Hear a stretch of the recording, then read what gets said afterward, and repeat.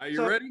yeah, so do we have, just very quickly, do we have high school folks with us, middle school folks? Uh, Do we have a, the sessions as they come on have been varied. We've had some high school, a lot of our college folks, and I see a couple even teachers popping up right now.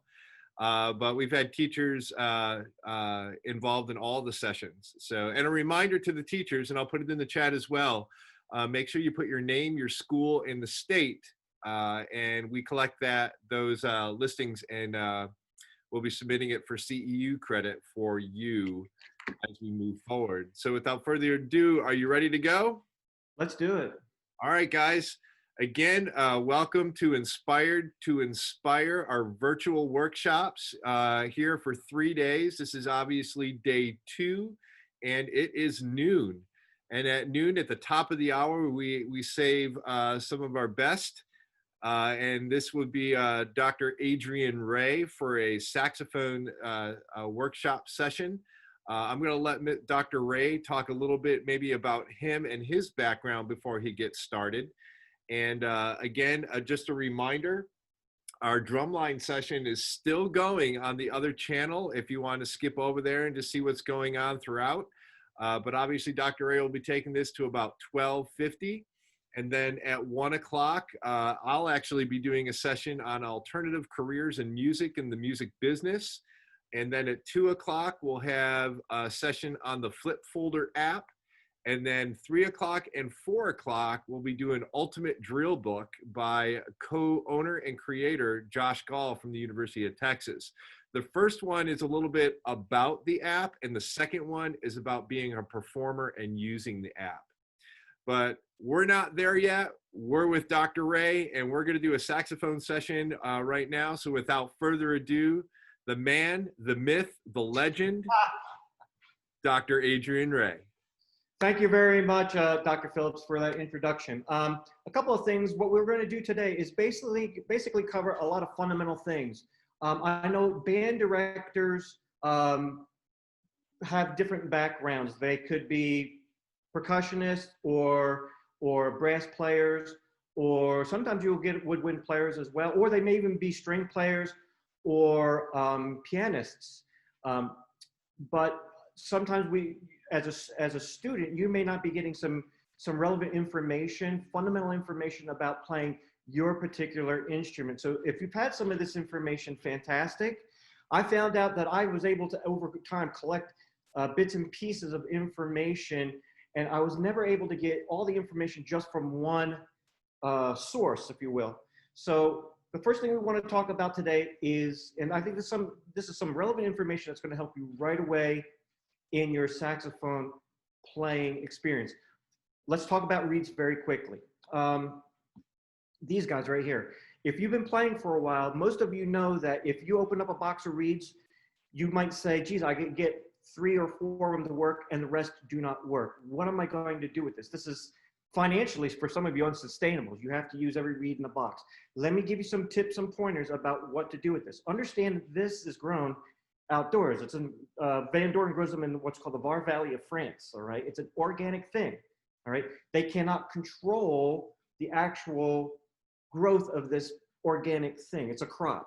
Okay, and so what happens is that it's subjected to moisture variations, temperature variations as it grows, all kinds of different variations. All right, so what they do is after they harvest this, they cut these to one on a machine, on a planer, to one specific size. All right, I know you have different hardnesses, but that has nothing to do with the thickness of this tip or the thickness of the reed. What they do is they could do what's called a Shore-C test. It measures density. All right, so what happens is that after they cut these, they measure the density of each reed. All right, that's how they determine whether it's a 2, 2.5, and 3. That being said, there are some things that you can do to take care of this and get the most out of your reeds. So let's talk about a couple of those. First thing that you do when you take your reed out of your box, and periodically as you play it, get yourself a piece of sandpaper like this. Find yourself a flat surface, preferably not your mom's best furniture. And then what you're going to do is put on that flat surface, sand the table of the reed. That's the back part of the reed right here that has the stamping on it. all right? Sand that flat, make that stamping disappear. You're essentially planing the reed so it sits flat against the table of the mouthpiece, all right? That is going to give you your best chance of having this reed vibrate, all right? Any warpage is going to keep it from vibrating, all right? So plane them, even out of the cellophane, after you take them out of the box, they're already warped. This is a hydroscopic piece of equipment that you have on your instrument, all right? Hydroscopic, it absorbs moisture out of the air, all right? As soon as you put it in your mouth, it absorbs that moisture. Now, a couple of things about protecting this. If you can, we are all guilty of putting this in our mouths and getting it wet, all right? Understand that your saliva has the enzymes to start the digestive process. You're essentially digesting this thing, all right, the moment you put it in your mouth. Soak it in water. The capillary reaction will soak into the reed and protect the reed from your saliva. It will make it last longer, all right? I've had some students who have actually experimented with putting their reeds into some scope or Listerine as well, with very success. If you want to experiment with something like that, of course, be my guest. Once you're done playing this thing, at the end of your session, put it on something flat and then push the moisture out. Get a little piece of paper towel, push the moisture out on both sides. Once you've done that, make sure you're storing it in one of these, all right? These are reed holders that are designed to keep it flat as it dries out. Again, it's going to warp anyway. So probably every 2 or 3 days, you're going to want to sand the back of the table of this reed, all right? Store them in something flat, and then keep your reeds in rotation, all right? A couple of things about reeds. Some of you are very bad, and I'm just as bad as anybody else about after you're finished playing, excuse me, what you're going to do is you're going to leave it on the mouthpiece, put the mouthpiece cap over top of it, and be done with it, all right? You can't really do that. You can't really do that for all kinds of different reasons. Hygiene is one of them, and making sure this thing dries out and stays flat. Keep them in rotation. Once you've opened your box of reeds, plane everything. Go get your sandpaper and sandpaper every one of them, all right? Put them in rotation, 4 at a time. Why do you want to put your reeds in rotation? The reason why you want to put your reeds in rotation is because, first of all, if you have that one reed that works and you really like that one reed, right? That's my favorite reed. Well, what happens when that reed dies? You've just got used to playing on that one favorite reed, all right? You need to get yourself used to, it's kind of psychological, get used to playing on all the reeds in your box, all right? Put them in rotation, play on this day, next day, play on the next one, next day, play on this next one. You'll get the most out of your reeds and they'll break in evenly. And the ones that you thought were no good out of the box, don't be surprised if they start to work, all right? And one last thing I want to leave you about your reeds is consider getting at least 1 or 2 synthetic reeds. For concert work and whatnot, use your Van Doren, your regular reeds, that's great. But if you're outside in marching band, or if you're in jazz band, you'll want to take advantage of having some of these just in case. If you break your reed during a performance, at least you have one of these. These are virtually indestructible and they work quite well. So have a couple of synthetic reeds. This is a fiber cell. I work with the company out in California and work with the Joyce Schaefer, who actually makes these. I'm one of their consultants, all right? I don't get a kickback if you buy it though. This is a Legere. They're all good synthetic reeds to have. And also, let me leave you the last thing about reeds. I use a litmus test to find out if a reed is suitable for use, all right? Most of you have a little way of telling how a reed is going to respond and if it's going to be useful to you. Here's my litmus test. I'm going to demonstrate it right now. What I'm going to do is play all my high notes, D, E flat, E, F, and I'm going to tongue it. If I can get the reed to respond and not crack when I tongue it, I know I have a pretty good reed. So let me demonstrate this. This is my litmus test to make sure the reeds are fine.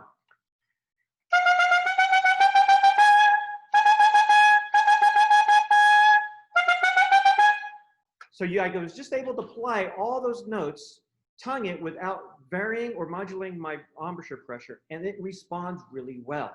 If I can get my reed to do that, I know it's going to respond for the whole range of the horn. So it's just a little litmus test, all right? Here's the next thing we're going to do. Shift gears. Saxophone pads. Most of you who play saxophone know that you've experienced some sticky pads. Again, it's going to change with the change of seasons, all right? But there are some key pads that keep sticking. Our B flat likes to stick. I don't know if you can see that. There it is. The B flat likes to stick. The palm keys like to stick. We know that these guys down here like to stick all the time too. Couple of things. If you have sticky pads, here's how you deal with it. First of all, if this pad is sticking, let me go ahead and show you this one. My C sharp likes to stick all the time. Never, ever, ever do this. Never just push the key that activates the pad. It's a good opportunity to pull the pad off the cup if you do that.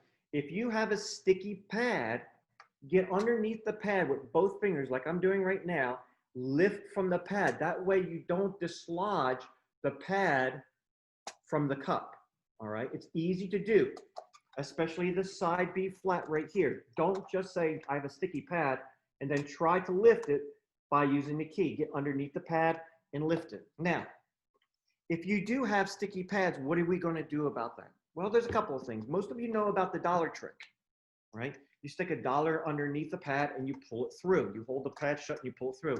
There's a better way of dealing with that. That might work in a pinch. But what happens if you don't even have a dollar? I guess you could borrow something from somebody else. But what I do is this. This is some rubbing alcohol, right? It's just isopropyl 70%. What you're gonna do is get some, and I'm gonna demonstrate this right now. Here's a Q-tip with a little bit of rubbing alcohol, all right? I'm gonna go ahead and take the pad that's sticking, and I'm just gonna, let's do the ones that are already open so we can do that. And then what I'm gonna do is I'm going to rub, I don't know if you can see that, but what I'm gonna do is I'm just gonna rub very lightly the pad and the cup. I'm gonna clean the pad and the cup. And even though my B and B flat aren't sticking right now, I'm getting some residual stuff on this Q-tip, all right? At some point, this will probably start sticking on me, all right? If not, it's starting to degrade the pad, all right? Cleaning your pads with alcohol helps them last longer, helps them maintain their subtleness so they seal, all right? So I'm cleaning it. The next thing that you're going to do, once you've cleaned it with alcohol, I have a little bit of cornstarch. Don't use talcum powder. In fact, I don't even know if you can buy talcum powder anymore. Here's some cornstarch powder. Here's a Q-tip. Dip your cornstarch or Q-tip into your cornstarch powder and then go over your pad very lightly with some cornstarch powder. It will keep it from sticking, all right? Again, if you're like me, the time that these things stick are when you're least expecting it, all right, during a performance and whatnot. Another thing too that you can help keep your pads from sticking is retension the spring on your saxophone. And to that end, that gets us to our next little phase. And our next phase are essential tools that you need in your saxophone case. So let's talk about them. Here's one of them. We just talked about this. This is a spring tool, and it's designed, I don't know if I can get close enough so you can see the top of it. There's a little indentation, and then there's a hook. And there's two different sides of this, all right? This is used to push, pull, retention, and to push springs back into place.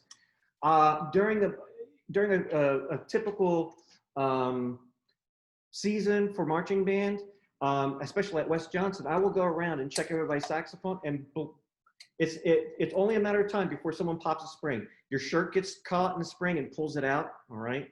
Or something happens to that regard, and then you're stuck trying to get the spring back into its position. You need to buy one of these and keep it in your case. It is cheap. You can get them from Woodwind and Brasswind, or probably on Amazon. Have that in your case. The next thing that you want to keep in your case, a set of these. Again, fundamental stuff that you'll need for your saxophone. Probably never even thought about before. Precision screwdrivers. You need a set of these.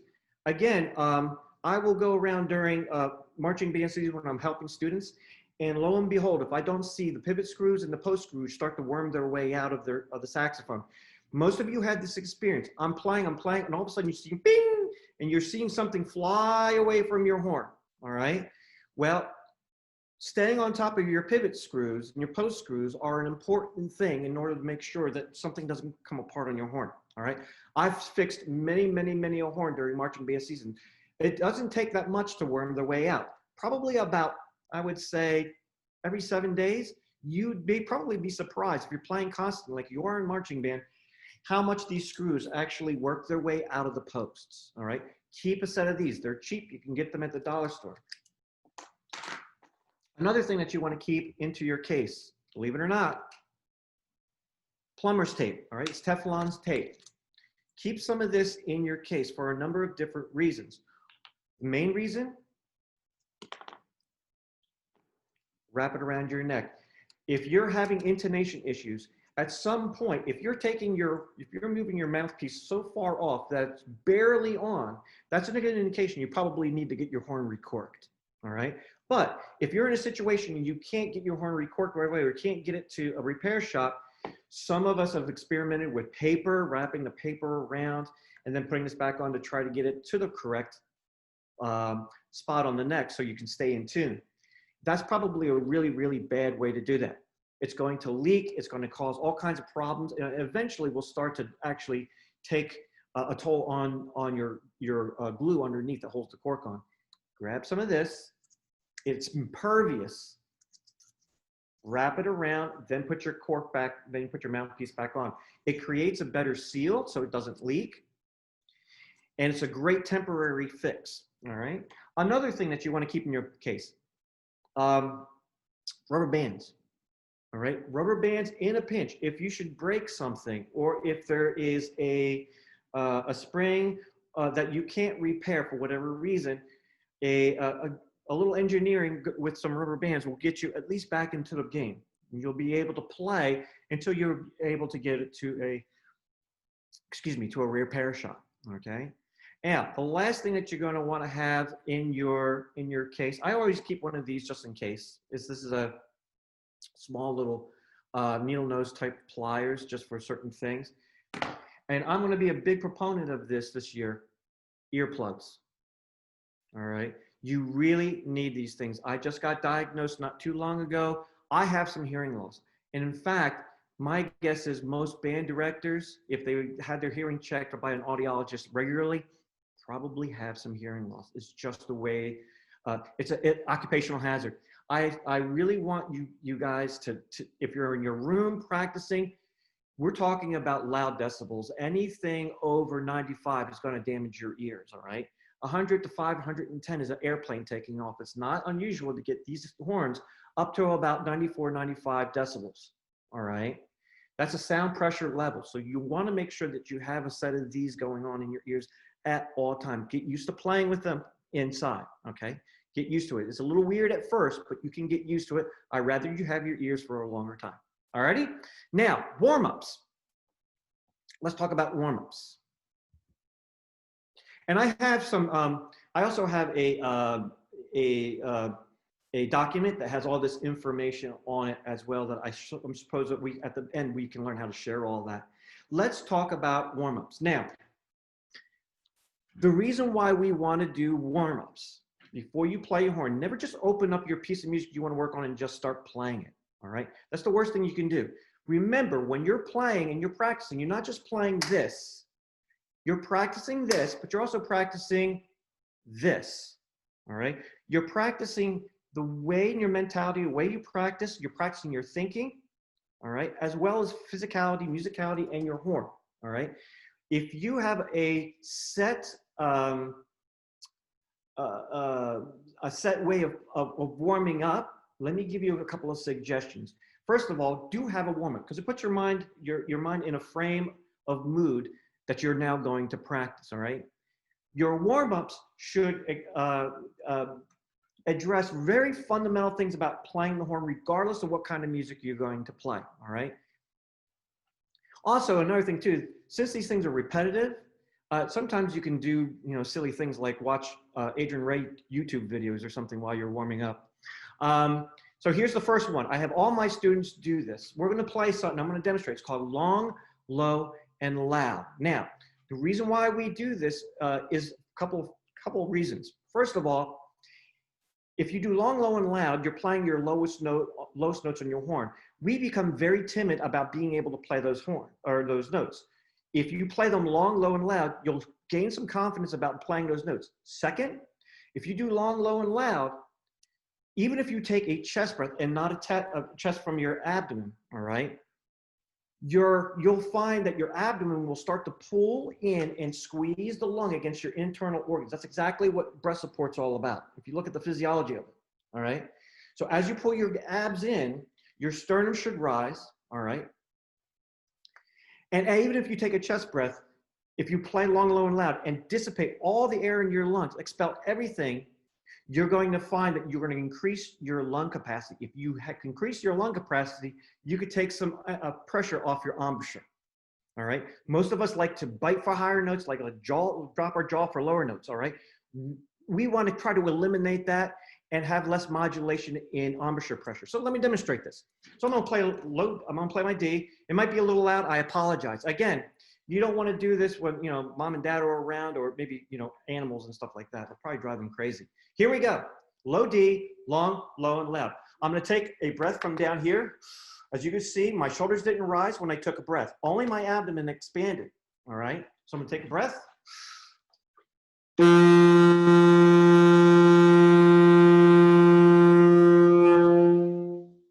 As you can see, I went all the way to the end of my lung capacity. I'm going to do the same thing with low B flat.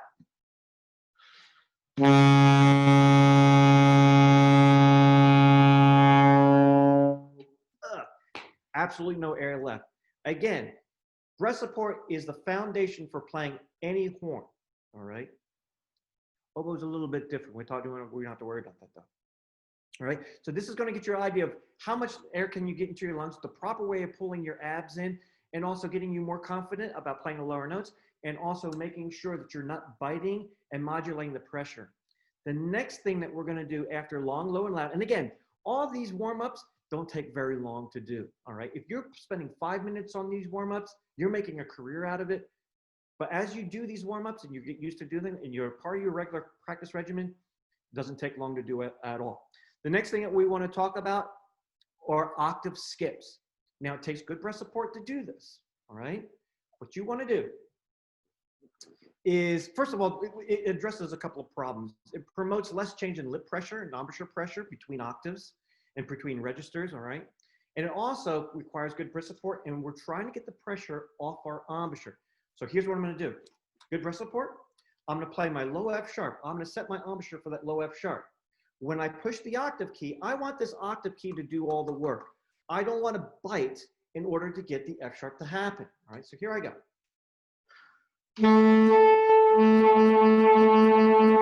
If you noticed, I'm pushing that octave key back and forth. I'm going to turn a little bit this way so you can see it.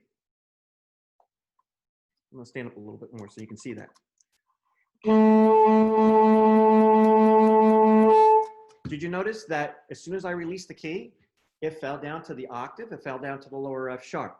You want to do that for F sharp, F, E, E flat.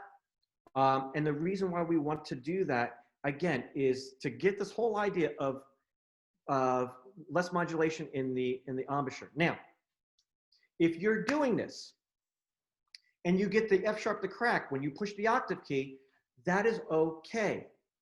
All right. What's happening is that once you push the register key, and if you're not getting a sound from the higher F sharp, the octave F sharp, what's happening is you don't have enough breath support to vibrate the reed. The way we usually solve that is try to bite. If we can bite this thing back up to the tip of the mouthpiece, it'll start to vibrate again against the tip of the mouthpiece. We don't want to go there. So if you press the octave key and it's not sounding, or the sound cracks, that's okay. Pull your abs in more, but do not bite, all right? The next one we're going to do, this is the third little exercise we do, and it's a variation on the octave. We do 3 octave skips. Now, to do 3 octave skips, I'm going to kind of demonstrate a couple of things. I'm going to stand up so you can kind of see what my fingers are doing. It requires good breath support. Again, it promotes moving this embouchure a lot less. We don't want to have our saxophone split up into different registers in which we have to manipulate this embouchure. This embouchure is going to do a lot of things for us. Vibrato is one of them. So we don't want to have to use this to actually make changes in register. Let the octave key do that work. So Then I have my students do what we call 3-octave skips. I'm going to show that to you. What we're going to do is start on a low B flat. All right. Play low B flat. Now, when I go to the octave B flat, I'm not going to use the side B flat. I'm going to use the bis fingering right here. The way you play a bis B flat, you don't get 2 fingers in there like that. I've seen pictures of Charlie Parker doing that though. Go ahead and put 1 finger over both keys. That will play a B flat. When you lift up from low B flat, keep your pinkies down. Keep your pinkies down so it looks like this. I just went to the middle B flat, and guess what? I kept my pinkies down. I'm going to go now to the octave. I'm keeping these pinkies down. I'm keeping the bis B flat. Did you see how I was able to get from 1 octave all the way up to 3 and then back down? I did not change my embouchure pressure at all. I took a good deep breath. I let the instrument do all the work for me. You want to do that for low B flat, B, C, C sharp, and D. Keep the right hand down. If you just saw what I did, you could do it for E flat as well. Now, we're going to stop there for a second. Again, when I did those skips, I didn't modulate my embouchure, not 1 iota. It was all with breath support. When you do the E and F, let me show you a little trick. These are extended techniques for the horn. Most of you know, well, wait a minute, I got to play my low E or my middle E like this, and I got to play my high E like this. You've got the top side key here, right? And you got the 2 side keys over here. Now watch, that is very awkward to do, isn't it? Here's a little trick. Get these 2 fingers, shift. You see what I just did? I'll do it again. This is how you regularly play it. Shift your fingers and play them with fingers 3 and 4. That will get this finger closer to that key without having to do something really technically awkward. So watch this. I was able to leave this down and still get to this key. For F, simply pick up this one, and now you finger F with this finger. And you can actually manipulate that octave, all those octaves, very easily. Now, 4th warm-up. How are we doing for time? We're still in good shape. I know I'm going through a lot of information very quickly. I do have some handouts that kind of break all of this down into more sizable chunks. At first, when you do these warm-ups, you might think, geez, wow, I really can't get these to kind of go. But if you actually practice them a little bit, it won't take you long. And before you know it, it'll only take about 2 minutes to actually do something very productive with your first 2 minutes of playing. Now, let's get to articulation. I had the world's slowest tongue. I had the world's slowest tongue. I could not tongue very fast to save my soul. There's one exercise that I was able to learn. There was a famous saxophone teacher at Juilliard. His name is Joe Allard. This is a Joe Allard exercise. What we're going to do is this. This is also the sequence in which I do my warm-ups. Okay, this is the sequence in which I do my warm-ups. If you're wondering in which direction do I do these things. Now, for articulation, I'm going to explain something and demonstrate something that maybe you've never, ever, ever had before. And it's going to play with your mind a little bit about what you think about articulation, all right? Again, and it has a lot to do with the fact that this mouthpiece is actually physically in our mouths. Brass instruments, the cup is outside of your mouth, right? But this thing, in all woodwind instruments, this thing is kind of protruding into our mouth. So we have to deal with that physical aspect of the instrument. So here's a little exercise. And again, all this goes back to great breath support and less embouchure pressure. If you have a lot of embouchure pressure, you're going to stop the reed from vibrating. And then we have what I call the flub. where you're tonguing, let's say a scale, and you have all those flubs in the middle and stuff. All right, where it's a nice clean articulation for each note. Here's the trick. One exercise that helped me. What I'm going to do is I'm going to play a note. I'm going to start with B. I'm going to put my tongue on the reed. I'm going to go blow through the horn. But my tongue is going to keep the reed from vibrating. Watch. Did you just, I don't know if you could hear that, but as I'm blowing through the horn, but my tongue is on the reed. The tongue is keeping the reed from vibrating. It wants to vibrate, if you can tell, all right? Now what I'm gonna do is I'm gonna blow through the horn, I'm gonna keep my tongue on the reed, keep it from vibrating, and then I'm gonna release it. When I do this with my fingers, the sound should just pop out. There should be enough air pressure there to make it pop out. Let's see if that works. And it did. Now what I'm gonna do is I'm going to put my tongue back on the reed, but, and this is what freaks most people out who've never done this kind of thing before, I'm gonna keep blowing through the horn as soon as my tongue goes back to the reed. Well, what do you mean? You're playing, but your breath is moving, but you're not playing the horn. You're not playing a note. Exactly. Watch.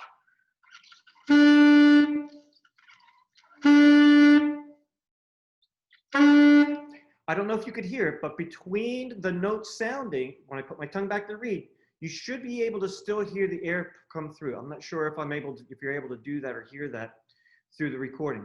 Let me do it one more time.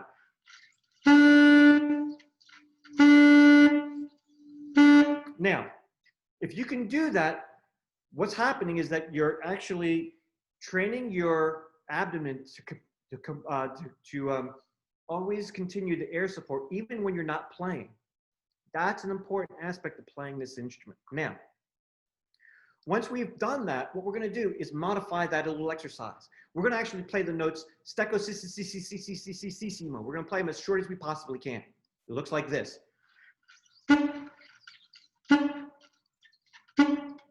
Now, musically, probably if we're playing something in band or something like that, probably not going to want to play something quite like that, especially if it's a slow piece or something. It depends on what you're playing stylistically. However, what we're training our tongue to do is stay close to the reed without falling all the way back in our mouth. That's the first thing that we're doing. We're promoting our air support. That's the second thing that we're doing, all right? So that when we back off and we take our tongue away from the reed, we tend to back off the air support. Once you back off the air support, guess what? It is inextricably linked to your breath support, and that's your embouchure pressure. When we back off the air support, we start to bite, all right? Oboe players do this as training, all right? But we're not going to talk about oboe today. We're just talking about saxophone, all right? So as soon as I let up from the air pressure, I want to start biting. That's going to be our death knell if we want to try to develop any kind of way of tonguing fast, all right? So again, I'll demonstrate it. And to do that exercise, good breath support, you can't have a lot of pressure, your embouchure pressure stifling the reed. Now, phase 2 of this, let's give you the next warm-up part of this. This is the 5th part of it, and we call this finger prep. What I'm going to do, and I'm going to demonstrate it first, and then I'm going to explain exactly what I'm doing, all right? Here we go. I'm going to play a chromatic scale from G to G. I'm going to kind of stand up so you can kind of see my fingers in what I call my finger prep. Your fingers can move faster than your tongue any day of the week. At some point, you'll never be able to move your fingers faster than your, you'll never be able to move your tongue faster than your fingers. So we have to find an exercise that coordinates those two things together, all right? It's called finger prep. I'm going to demonstrate it, then we're going to explain it.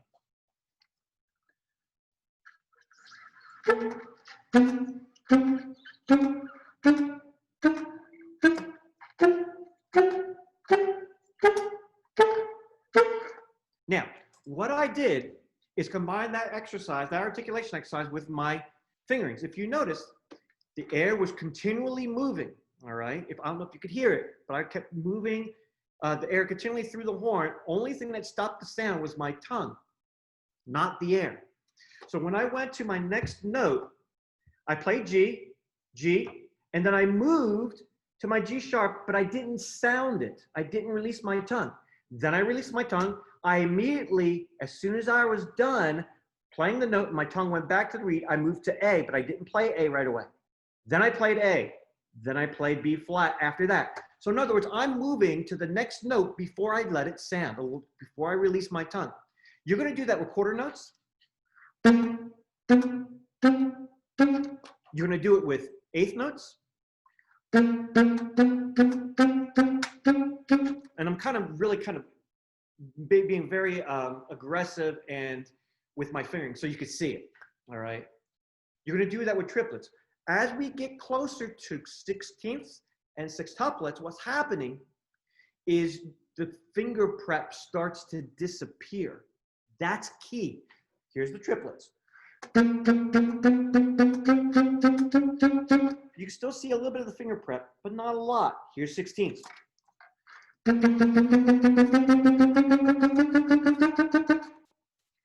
And if I were to do sextuplets, it would look like this.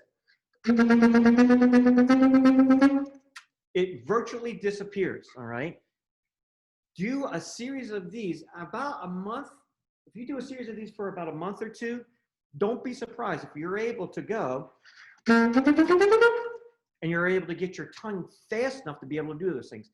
And the one reason why we want to get our tongue a little bit faster and play the notes a little bit shorter, because if you have a string of 16th notes, let's say in a passage that's going pretty quickly, just like books on a bookshelf, you can get a lot of thin books on a bookshelf, but you can't get a lot of fat books on a bookshelf. So if your 16th notes are really fat, you're not going to be able to get a whole bunch of them in. Okay, so that is my little warm up. And again, I do these as part of my daily practice, and it doesn't take me long to do. If it takes, at first, when you start to do these, maybe 5 minutes, maybe 6 minutes, maybe 7 minutes, all right? But you'll probably be able to get it down to the spot where you're doing these like 1 minute or 2 minutes. They address very fundamental things about playing the horn, okay? And they're great for getting your head and your mind, because you're practicing your mind as much as you're practicing your instrument, into the whole idea of playing your horn. Now, scale practice. Let's talk about some scale practice. After I'm done my warm-ups, I like to go through my whole litany of scales, all right? Start thinking, and I have a scale sheet that I'll try to make available that has every scale, full range of the horn. So you want to start thinking about playing your scales full range of the horn. I'm going to go ahead and just demonstrate one for you. Let's go ahead and play G. Most of you think or play your scale like you would do for, let's say, your solo ensemble. Let's just do F, for instance. Now, that's all well and good, but understand that in any key that you play, you're going to have notes above that, and you're going to have notes below that, all right? We want to make every scale the full range of the horn. Every scale, even if it's from G to G, and you're saying, well, geez, I don't have a high G. Well, you do. And I'll show you that in a moment. All right. Here's your G scale. I'll demonstrate how I do it. I actually practice my scales this way. I can play my scales really fast. I never practice them fast. Here we go. G major, full range of the horn.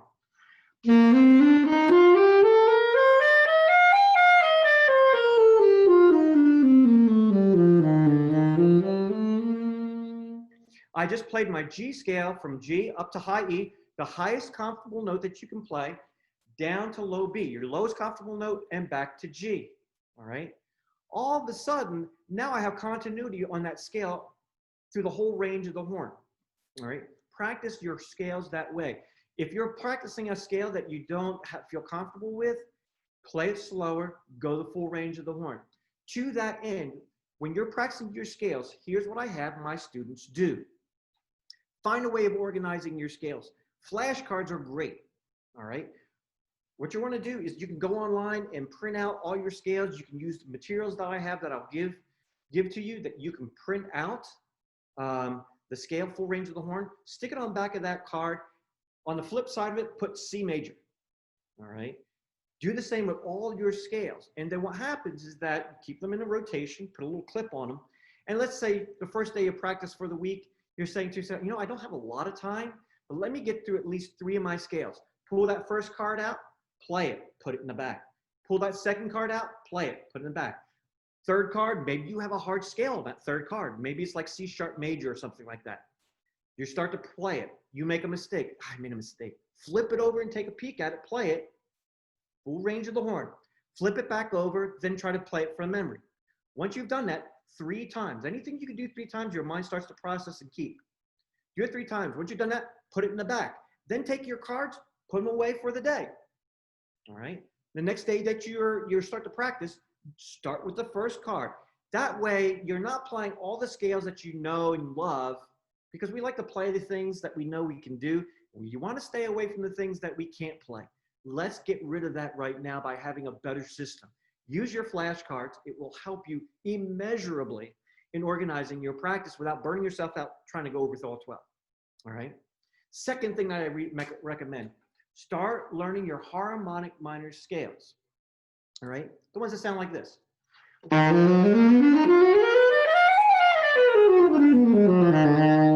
All right. The reason why I always have my students start with the harmonic minor scale is because they are extremely useful in jazz playing.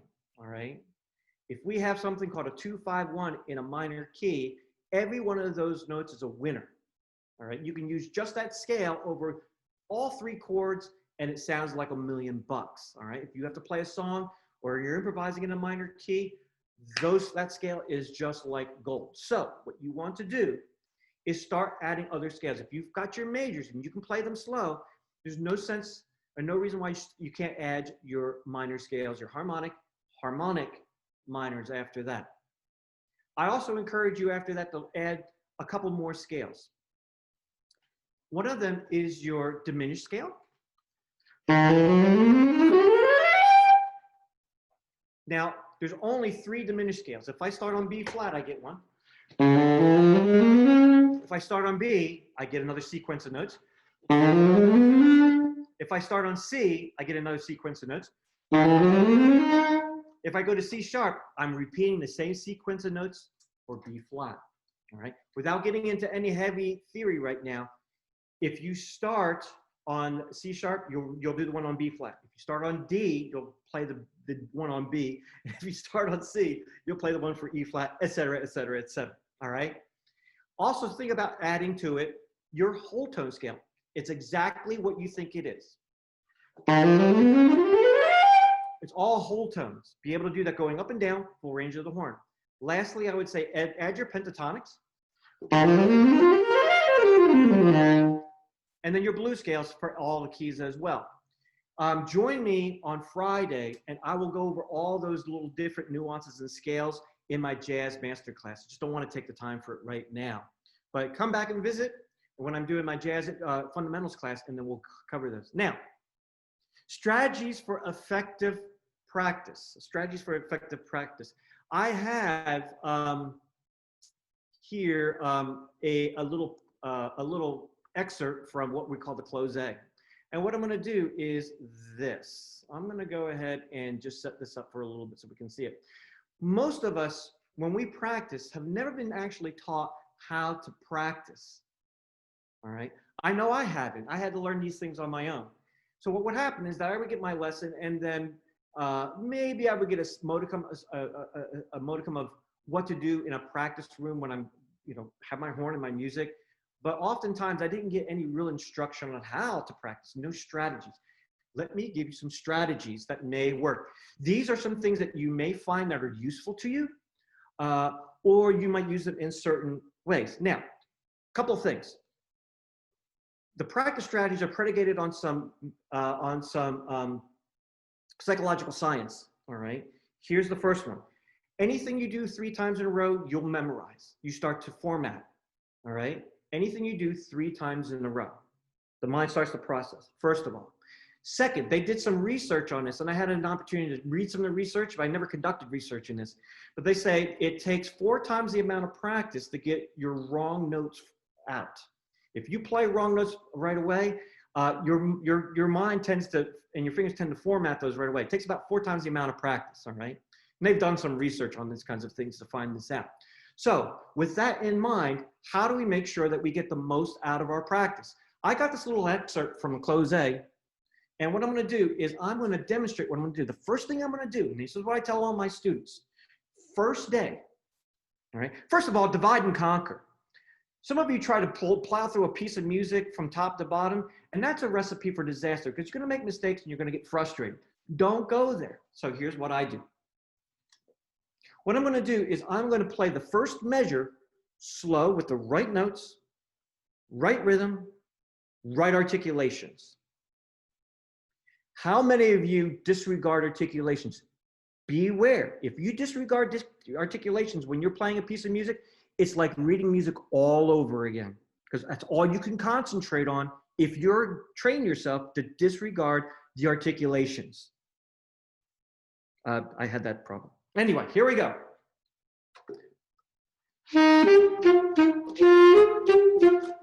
First time, I played it slow. It's all 16th notes, and it says allegro moderato. So it's probably supposed to go something like this. Did you notice? I'm not doing that yet. All right, I'm playing it slow. Second time. Third time. Good. Now I played it 3 times. Now my mind is starting to format this piece of music. I'm going to go to my second measure. First time. Second time. Second time. Third time. And in fact, it's this one right there. If you can see it, there it is. All right. Now, I will do that for the whole piece. It will take you less time than you think. It really will. It will take you less time than you think, and you won't make mistakes that are going to stick. All right. Next day, now once I've done that, I put it away. Go on to my next thing. Next day, I'll come back to this. I will stick 2 measures together and do the same thing.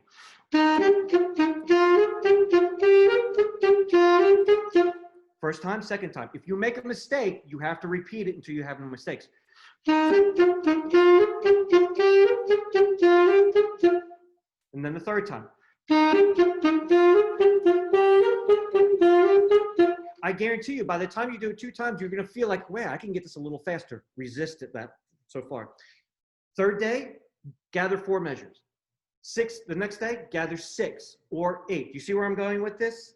Pretty soon, you've got the first part of your piece of music and your second part of the piece of music practiced. And then you're going to practice it 3 times in a row at that tempo. Speed is a byproduct of proper practice. It's not the goal yet. Speed is a byproduct of proper practice, not the goal. All right? So after I do that, then I say to myself, geez, I really have to get it up to speed. It's like 120 or 110. All right? Fine. What do we do then? Well, just don't go like this with your metronome. I'm going to demonstrate this very quickly. Most of you do something like this. I'm going to turn my metronome on. Most of you probably have one of these. All right. I'm going to turn my metronome on. And I know I got about 2 minutes left. This will bring me to the end of my spiel. So what I'm going to do is I'm going to go ahead and bring us to 120. That's my goal for this piece of music. All right. The worst thing you could do is go, oh, I practiced it like that. Here's 120. Now I'm going to start practicing it right at 120. Nada. You're setting yourself up for failure if you do that. Here's how you use a metronome. You're going to put this thing on tempo de playable, tempo de boring, tempo that you're going to make no mistakes at. You're going to play the whole thing down, or in chunks if you want to do it in chunks, but you're going to play the whole thing down at the tempo. Notch it up 3 times. Play it again. Notch it up 3 times. Play it again. Why do that? The reason why you want to do that, because it's getting faster without you feeling like it's getting faster. You want something that's supposed to go like this. When I play it that way, it feels still slow to me. Why? Because I started slow with the metronome. You see where I'm going with this? I started slow with the metronome. It feels slow to me because of the way I practice with the metronome. Now, you eventually want to get up to 120. By the time you get to 110, you might feel like this is starting to feel a little fast. If it's starting to feel a little fast, you might have to go 1 click at a time. 110 until you can play it 3 times in a row without making a mistake. Go to 111 and then 112. Believe it or not, once you start to get this up to tempo, you'll feel the difference of 1 click, 1 beat per minute, 1 beat per minute click. You'll feel the difference. You will. All right. So make sure that you take your time and move it up. you're going to make most of your arduous practice is going to be the last 5 beats per minute or the last 10 beats per minute for this piece of music that you want to get to tempo. Okay. So that's how you use that metronome. All right. Start slow, get a little bit faster. So it feels like it's getting faster, but it's not really getting, it feels like it's getting faster, but doesn't feel like it's getting faster. That's the trick to using a metronome. And I see I'm at 12:50. All right. Dr. Ray, that was amazing. I'm going to call you my practice spirit animal. So much of what you mentioned and you talked about will fall right in place with my session tomorrow at 4 o'clock called Strategies for an Effective Sectional Prep. So I need to see that one. I'm gonna need that when you're doing stuff with a group. Yeah.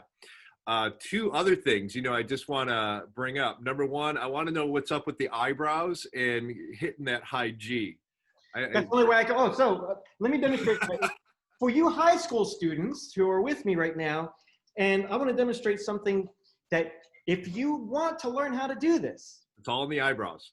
Call me eyebrows. Not only call me eyebrows. Actually, that's a flute thing because in flute, you try to, if you want to play higher notes, we aim it for some spot above our head. Yep. If you want to learn how to do this, I'm going to demonstrate. I'm going to show off. Watch this. If you want to do this, make an appointment. Email me at my Campbell address. Make an appointment. Come into the studio. I will show you how to do this. Believe it or not, people say, well, I only have high F sharp. No, you don't. Watch this. There's G. There's G sharp. There's A. There's B flat. How about a B? Do we have a C? Do we have a C sharp? You have those notes up there. All right. But there's a special exercise. You have to come and see me in the studio. There you go. Enroll now at Campbell University and study with Dr. Ray. Hey, and the last thing, I am a huge proponent of earplugs. So in the chat, I actually did a really quick link to the earplugs I've used with my programs in the past. That particular link is I think like $25 for like 100 individually packed. So it is not expensive. And yes, as a band director of over 3 decades now, I'm right with you. Yep. And you can spend pennies and you can spend many dollars on different types of earplugs. Either way you decide to go, whether you're gonna ride the Corvette or the Chevette, wear them. You'll get used, and as you're playing, the one thing that we have to understand as horn players is that as we play the horn, this is vibrating, right? Yeah. This is vibrating. Your jaw is porous, right? Your bone is porous. So it is a great, very conducive for conducting sound wave. So what's happening is that you're vibrating your jaw, you're hearing your sound come through your jaw into your inner ear as well as coming from the outside, all right?